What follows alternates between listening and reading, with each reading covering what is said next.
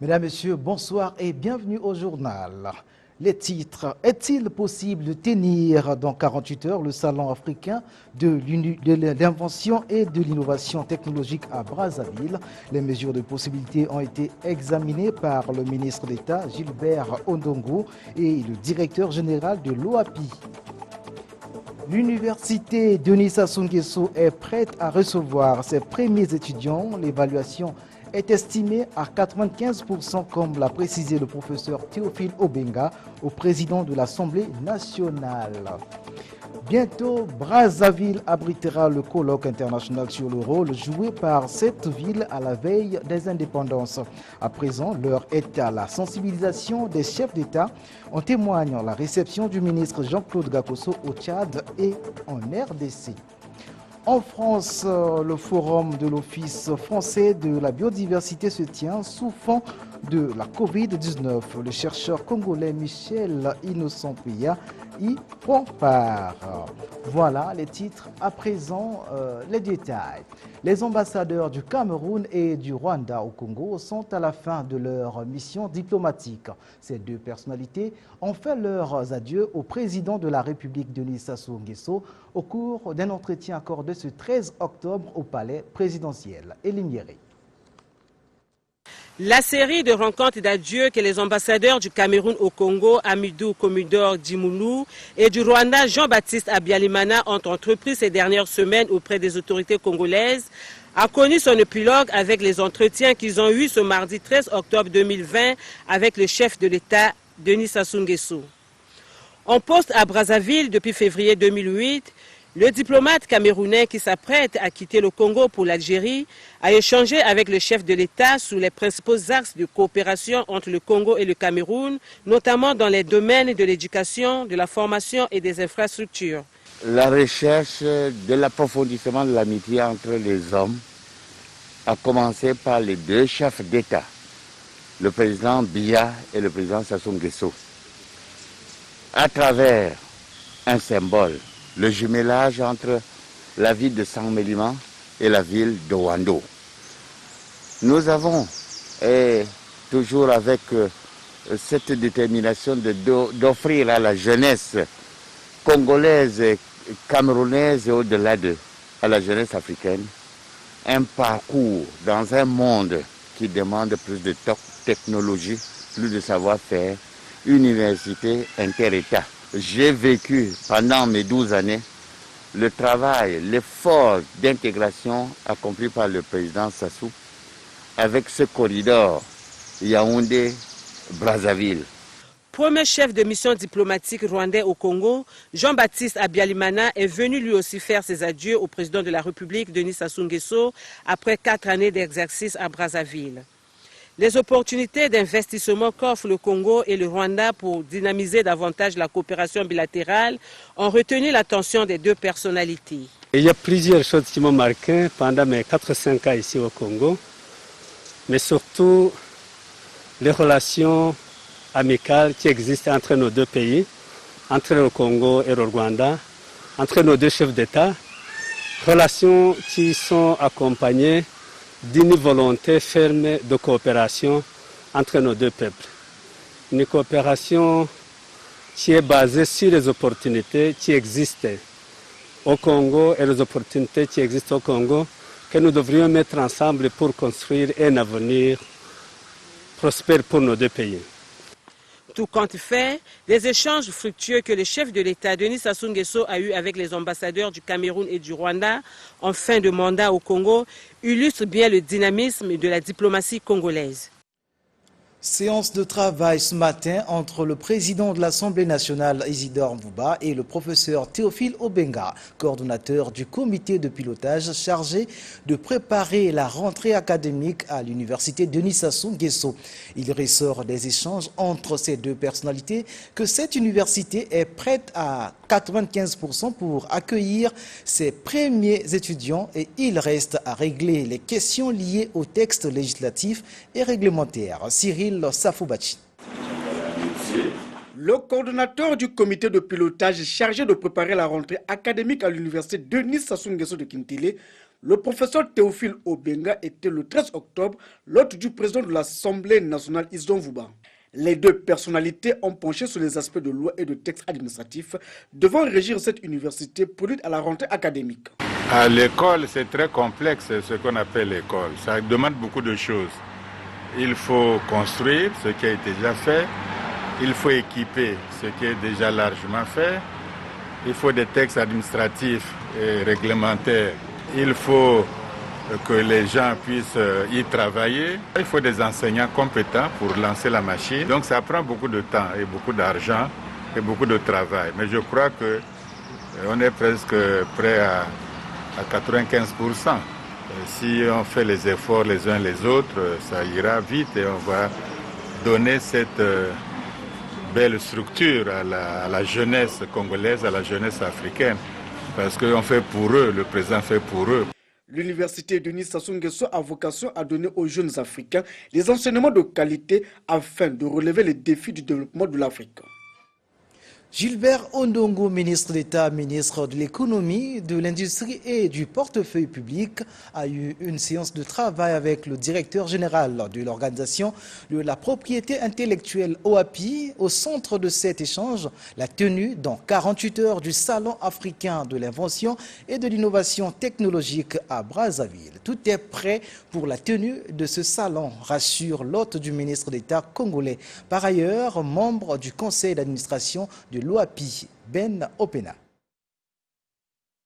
Le palais des congrès de Brazzaville abritera, du 15 au 18 octobre courant, la 8e édition du Salon africain de l'invention et de l'innovation technologique.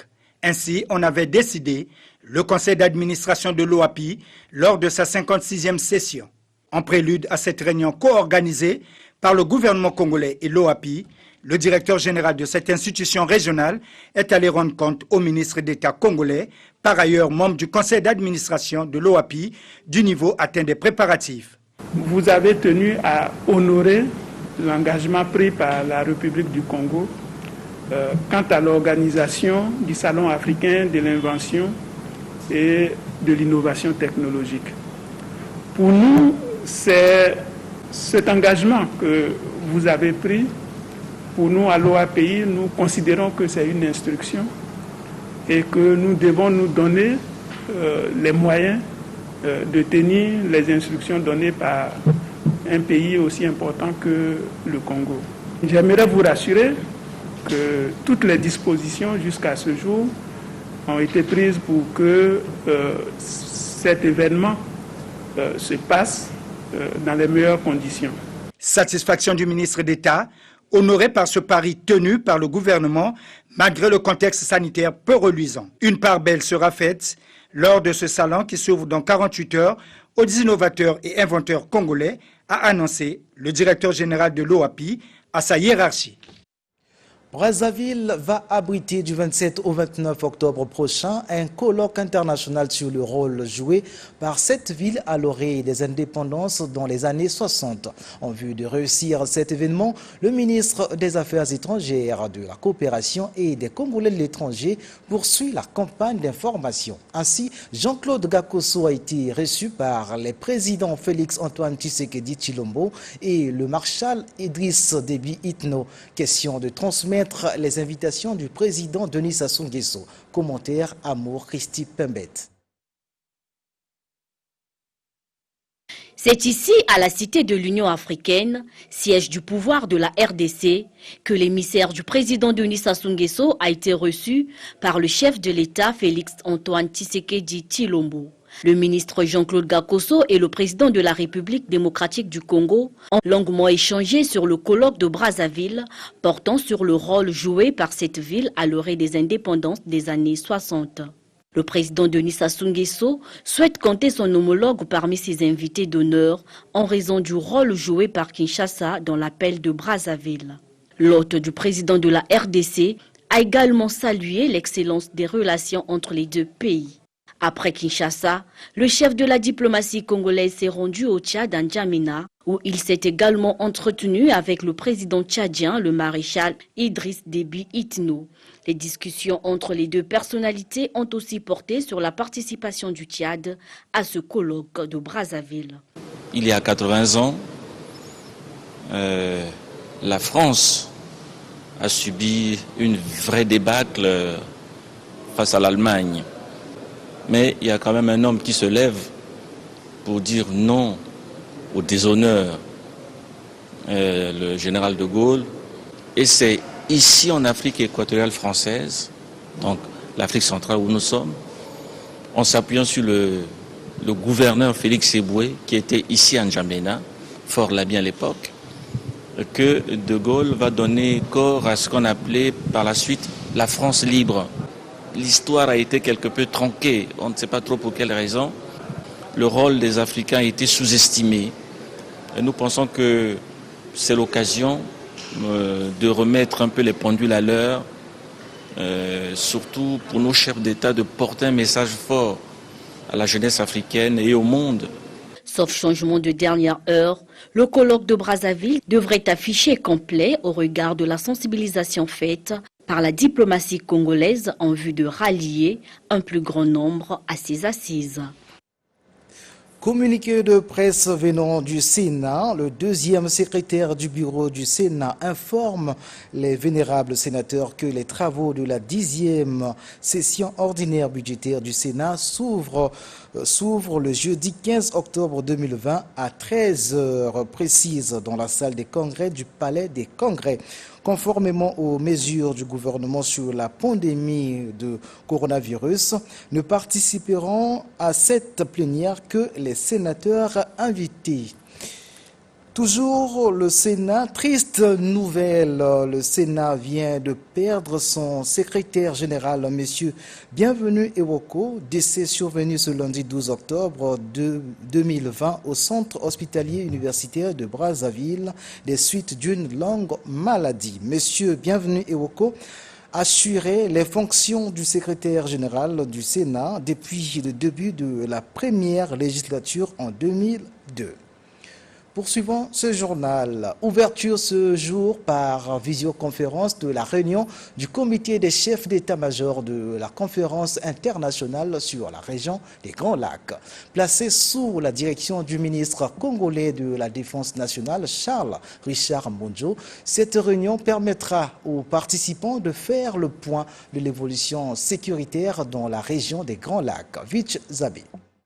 Cette rencontre qui s'inscrit dans le cadre des préparatifs du 8e sommet des chefs d'État de la CIRGEL a entre autres objectif de faire le point sur l'évolution de la situation sécuritaire, mais également de réfléchir sur les moyens efficaces à mettre en œuvre en vue de faire face aux tensions relevées dans la sous-région.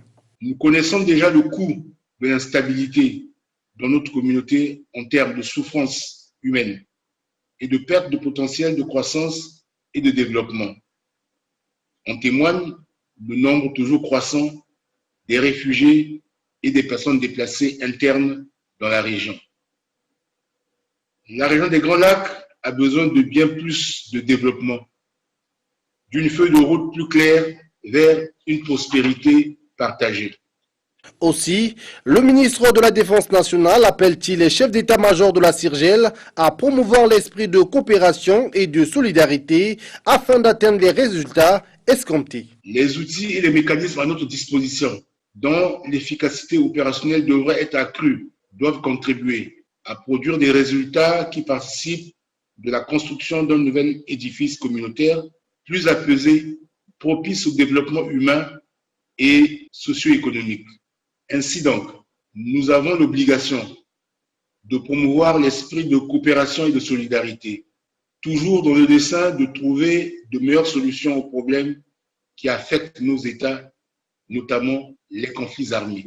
La réunion du comité des chefs d'état-major précède celle des ministres de la Défense de la CIRGEL qui se tiendra ce 14 octobre 2020. Le ministre de la Communication et des Médias, Thierry Mongala, et son collègue de l'enseignement primaire et secondaire, Anatole Collinet-Marcosson, ont visité hier la nouvelle chaîne de télévision et radio éducative installée dans l'enceinte du complexe scolaire Révolution. Cette chaîne de télévision sera inaugurée ce 14 octobre 2020 par la directrice de l'UNESCO. Le lancement de cette télévision et de la nouvelle radio s'inscrit dans le cadre de la continuité du dispositif école à domicile mis en place pendant le confinement. Jean Bataladjo. C'est la nouvelle chaîne pédagogique. Sur ce plateau, le ministre de l'enseignement primaire et secondaire et son collègue de la communication. Je constate avec beaucoup de plaisir que l'exigence de qualité pour un média qui a une vocation transversale, c'est-à-dire d'être à la fois un média tout court, mais un média en ligne, eh bien, toutes les conditions sont, semble-t-il, remplies.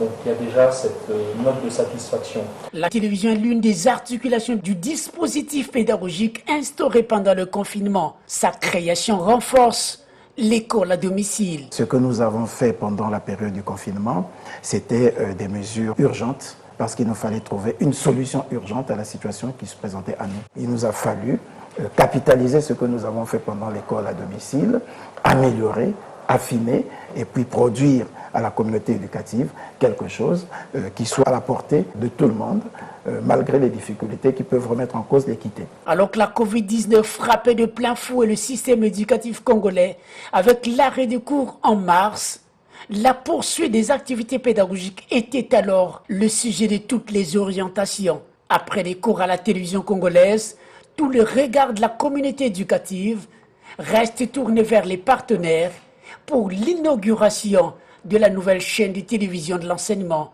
fruit du partenariat gouvernement congolais, UNESCO. L'association Le Sanctuaire du Savoir pour la promotion des métiers appliqués que dirige Pichou Lebela est désormais membre du club de l'UNESCO. Cette association qui œuvre dans la formation des jeunes intègre bien les objectifs de l'UNESCO comme le souligne Curie Kunga. L'association Le Sanctuaire du Savoir pour la promotion des métiers appliqués ASPMA, tel est le nom de l'organisation qui rejoint aujourd'hui le cercle de clubs de l'UNESCO, qui prône la formation, la culture et sciences ainsi que les valeurs de l'éducation. À notre actif, nous venons d'organiser plusieurs formations, en l'occurrence sur la formation des jeunes filles mères ayant des enfants à charge, bien sûr. Et nous avons formé les jeunes en conduite automobile en partenariat avec la direction départementale des transports terrestres. Je pense qu'en donnant aux jeunes le métier, ça va leur permettre à ce qu'ils puissent prendre également leur destin en main. Dans les perspectives, nous avons envisagé une formation sur l'agriculture et l'élevage. C'est dans cette optique que l'ASPMA allonge désormais la liste de la Fédération congolaise des clubs, centres et associations de l'UNESCO. Votre association va désormais se joindre à ce grand conseil de résonance des idéaux universels de l'UNESCO.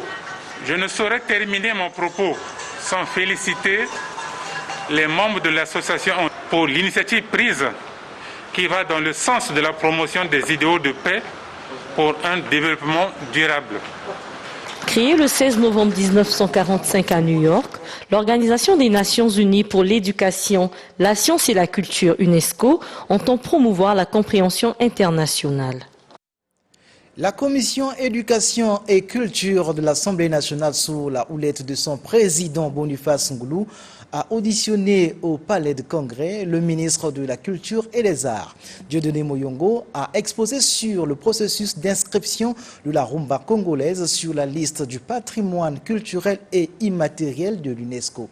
Précis Cyril Safoubachi.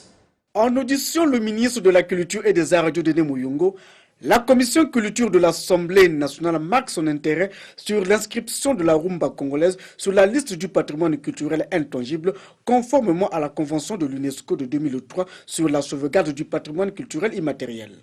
Le premier point, c'est l'évolution de ce dossier. Deuxième point, les partenaires sollicités et les moyens financiers mobilisés et à mobiliser. Et puis, naturellement, les résultats attendus pour nous, le Congo, de cette inscription. Sur ces préoccupations de la représentation nationale, le gouvernement a pris certaines préconisations. La première chose que les deux pays ont eu à faire, c'était la mise en place des comités scientifiques. Le deuxième acte que nos deux pays ont posé, c'était la publication des arrêtés portant inscription de la rumba sur la liste nationale du patrimoine culturel immatériel. On peut retenir, honorable président, qu'en 2021, le dossier, la candidature de la rumba sur la liste du patrimoine culturel immatériel de l'humanité sera examiné. Le dossier de candidature de la rumba est porté par les deux Congos. La musique et la danse rumba sont aussi pratiquées au Cameroun, en Angola, au Gabon et en RCA. Lentement mais sûrement, la commission économique du Sénat tient à dissiper les malentendus autour de la redevance audiovisuelle. Ce mardi, elle a auditionné le directeur des impôts et des domaines qui, malheureusement, a annoncé les recettes collectées de 2017 à 2020 qui ne correspondent pas à celles présentées récemment par E2C. Explication Florent Angolais. Au nombre des structures qui concourent à la collecte des recettes liées à la redevance audiovisuelle figure en bonne place la Direction générale des impôts et des domaines. Face au sénateur de la Commission économie et finances du Sénat, le directeur général de cette administration fiscale, Ludovic Itoa, a présenté le travail réalisé par ses services, notamment les fonds recouvrés pour la RAV allant de 2017 au 31 juillet de cette année. Année 2017, 179 656 876 francs CFA. Année 2018, 182 387 363 millions. Année 2019, 123 412 448 millions. Et enfin, l'année 2020, situation au 31 juillet, 101 552 316 francs CFA, soit un total de 587 8 803 francs CFA. Les montants annoncés par le DGID ne correspondent pas du tout à ceux présentés il y a quelques jours par EKRC, ont constaté ces sénateurs. Et vous qui êtes impliqués dans ce système et EDC, les chiffres sont totalement différents. Et j'aimerais bien comprendre. Vos montants qui sont indiqués ici, ils sont largement inférieurs à ceux indiqués par EKRC. Nous avons tout le dossier ici avec toutes les pièces. Quand on affirme par exemple que en 2018, ils auraient versé 570 millions, alors que vous parlez de 182 387 363. Et nous, quand nous prenons ce chiffre, nous allons dans le dossier et nous avons toutes les pièces au niveau de EKRC. Ce que nous retenons déjà au niveau de cette enquête, parce que c'est transparent, c'est un problème qui nous concerne tous, c'est que au niveau de EKRC, il est établi que la totalité de la redevance collectée n'est pas globalement reversée.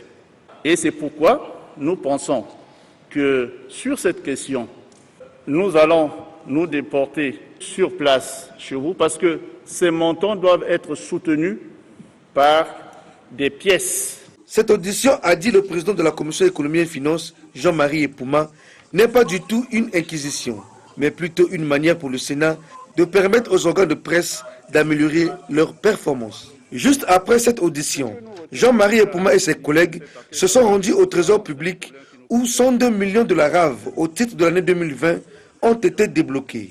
Comme quoi, Paris gagnait pour ses sénateurs. Dans le cadre du projet des réformes intégrées du secteur public, un audit fiscal a été réalisé cette année et les résultats sont déjà disponibles. D'où l'ouverture à Brazzaville d'un atelier qui regroupe plusieurs cadres des différentes administrations pour réfléchir sur la question. Les précisions de Pont du Clair de Ndié.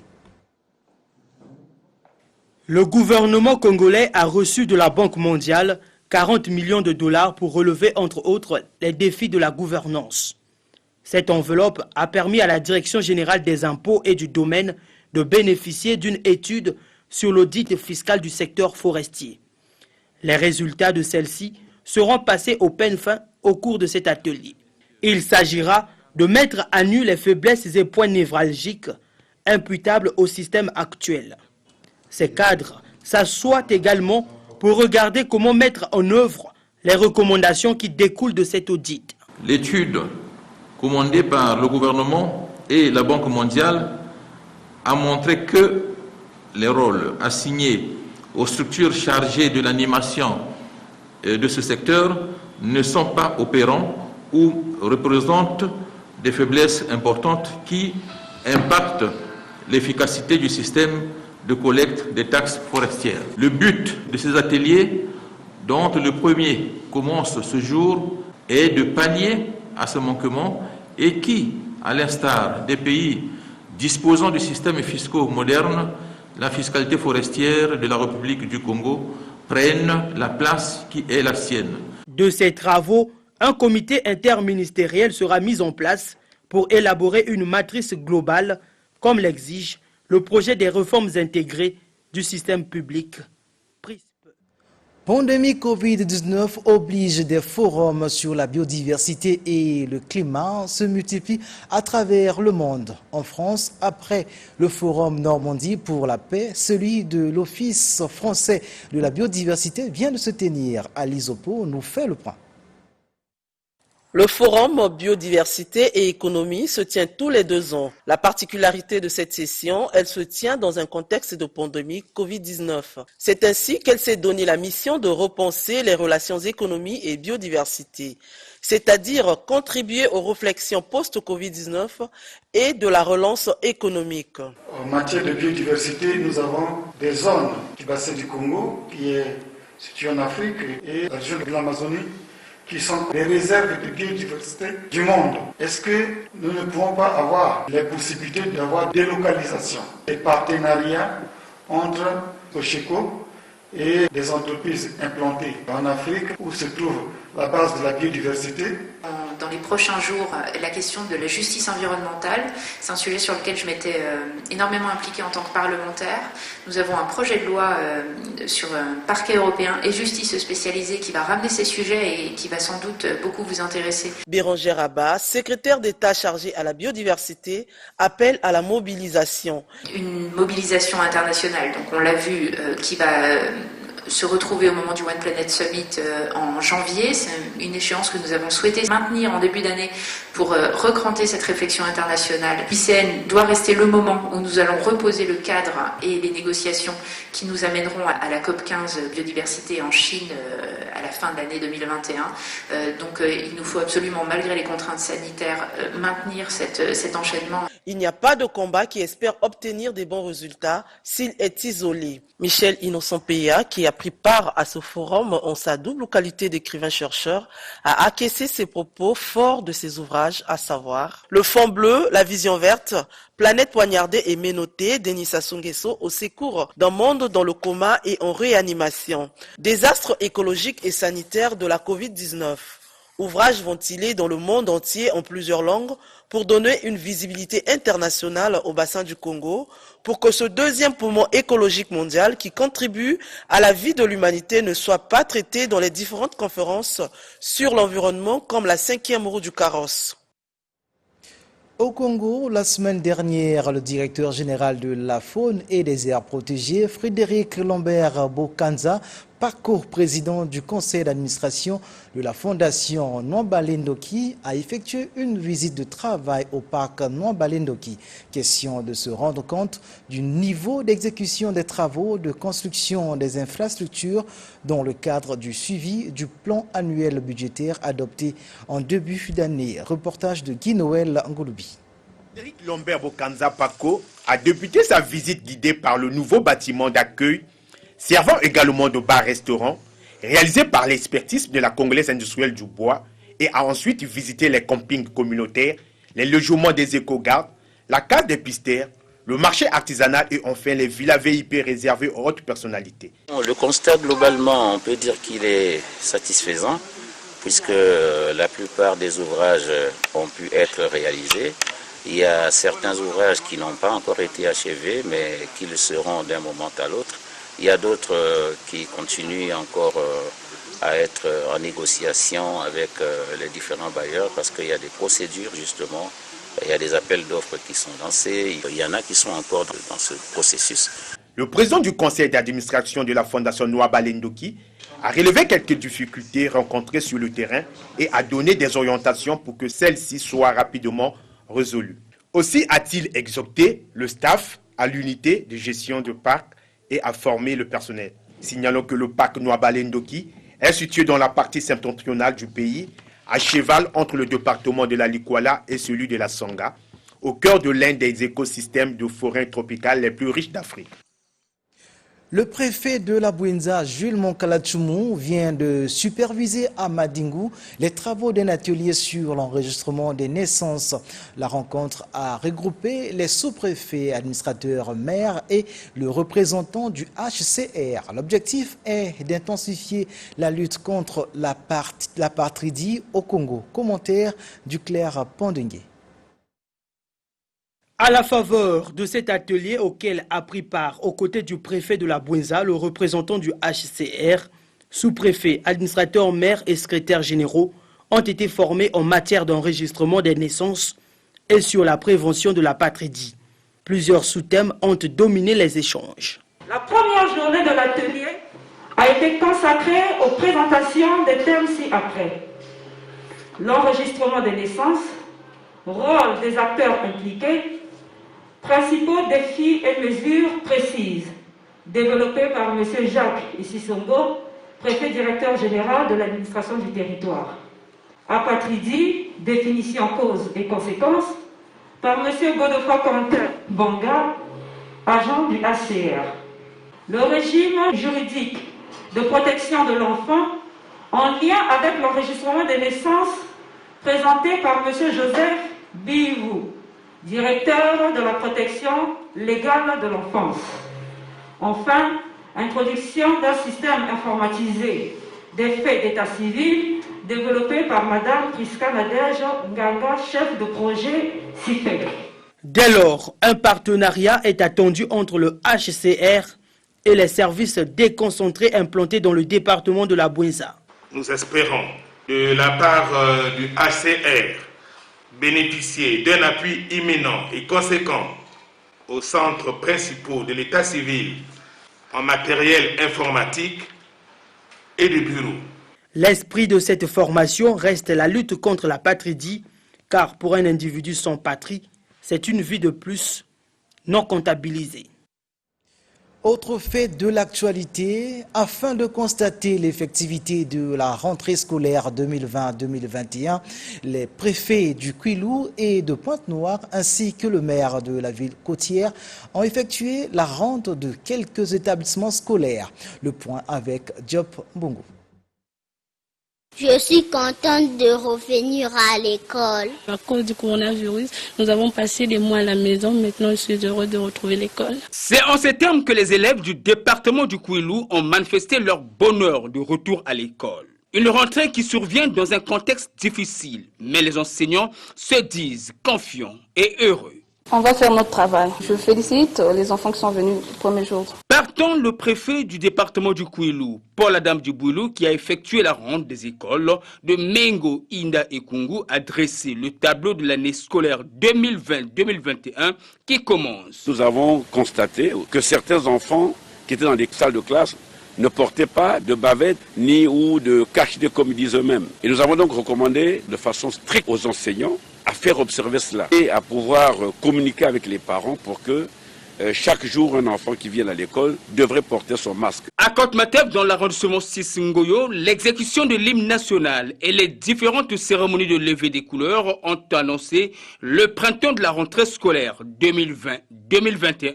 Ainsi, du complexe scolaire Alexandre-Honoré Paka de Titondi, en passant par le CG Fouta, le préfet Alexandre-Honoré Paka a rappelé les notions élémentaires de tenue d'une classe, l'exhortation des apprenants à l'abnégation et au travail. Nous avons trouvé le personnel administratif, le personnel pédagogique dans leur centre d'exercice. Pour sa part, Jean-François Kondo, le député maire de la ville de Pointe-Noire, pour rendre compte de l'effectivité de cette rentrée scolaire 2020-2021, a effectué une ronde de quelques écoles publiques d'Mvumvu. La rentrée est effective, les enfants sont là, les parents qui n'ont pas suivi les réseaux sociaux ont envoyé les enfants à l'école.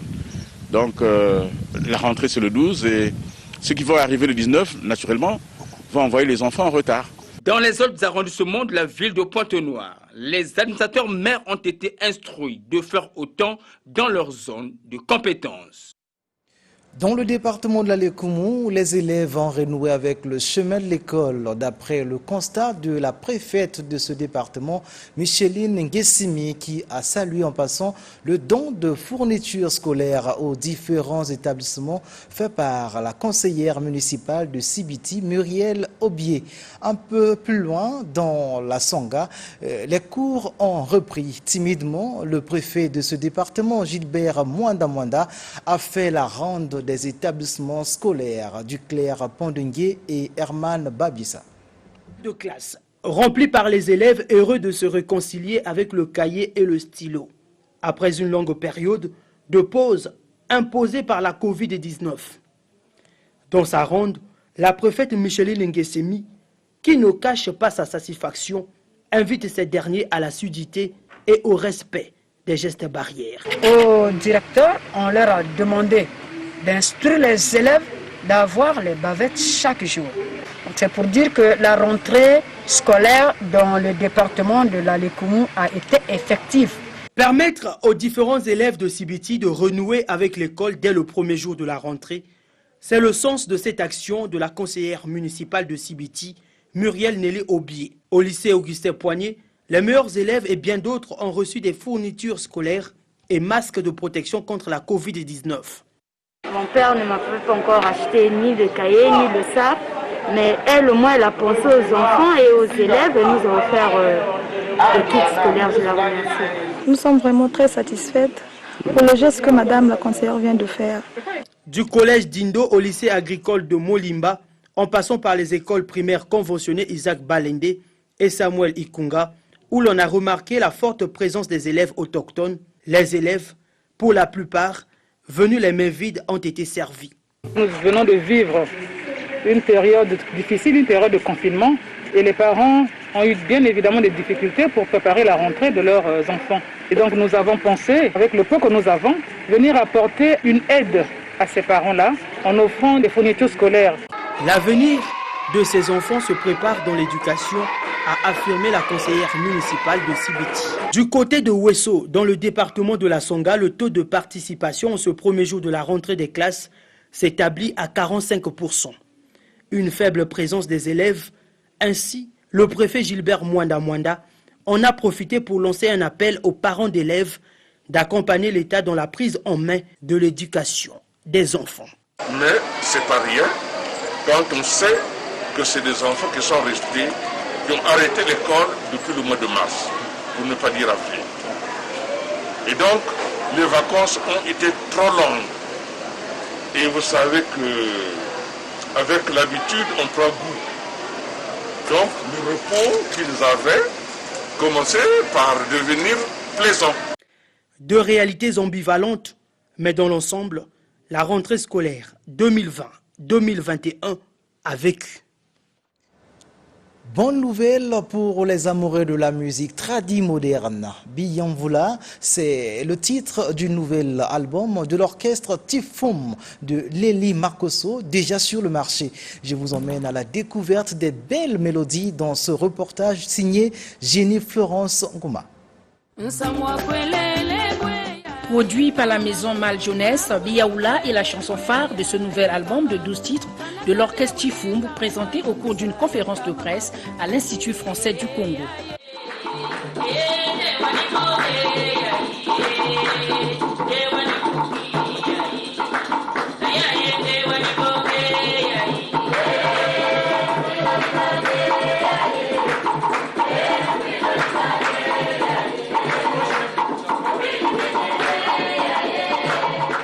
Présentation suivie d'un concert en soirée qui a su combler les attentes du public dans une euphorie hors du commun.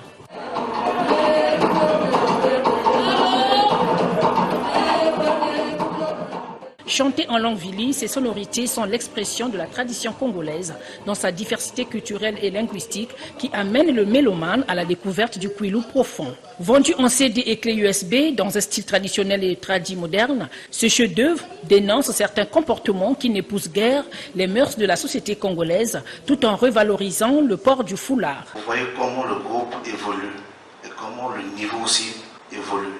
Aujourd'hui, nous sommes sur une vision des nouveaux sons au sein du groupe. Assurez-vous que le groupe Tifum veut bien aller plus loin que ça. C'est une jeune dame dans le foyer qui ne connaît pas préparer, qui ne connaît pas les travaux ménagers, qui est là à longueur de journée, elle croise ses pieds, elle est là en train de regarder à la télévision. Et comme nous sommes des artistes, et nous avons chanté, nous avons prodigué des conseils sur ça. On n'a pas besoin de rester là, tu portes le foulard, le joli foulard, mais tu ne connais pas préparé pour ton mari. Tifum, qui en est à son 4e album, entend mettre en musique hors des frontières congolaises la richesse et la diversité de son patrimoine, a conclu son manager.